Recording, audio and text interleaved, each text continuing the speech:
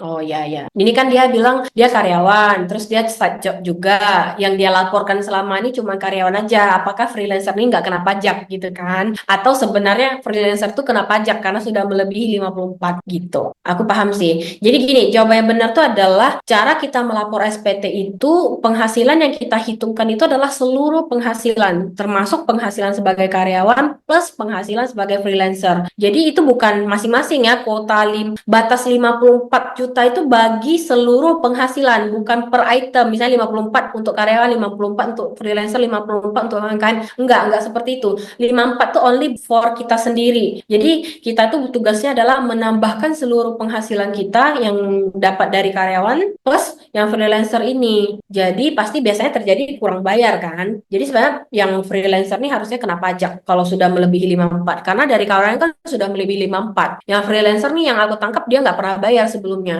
Jadi secara aturan harusnya ini kena dan harus bayar gitu. Jadi mungkin kalau terniat dan tergerak hatinya mau membenahi sekarang boleh. Ya, ini sebenarnya case-nya kan sama kayak apa cici aku ya dulu pernah Hmm. konsultasi. Jadi kerja di dua tempat di mana ini Hmm. sama-sama menghitungkan ininya apa memotong pajaknya kayak gitu. PTKP-nya ya. KP-nya kayak gitu. Nah, si Hmm. perusahaan tuh taunya dia cuma kerja di perusahaan ini doang. Perusahaan Ya. gua ngiranya dia cuma bekerja di perusahaan ini doang. Tapi kan pas kita lapor pajak atas nama diri kita harus Hmm. menjumlahkan tuh dua-duanya. Hmm. Kemudian cuma bisa dikurangin 54-nya cuma sekali doang, nggak bisa Sekali doang, benar-benar. akhirnya memang jadinya kurang bayar di apa dan secara kumulatif itu melebihi dari tarif yang lima Yang dipotong ya, 5%. mungkin 15% terus jadi masuk ke bracket yang 25%. 25 ya.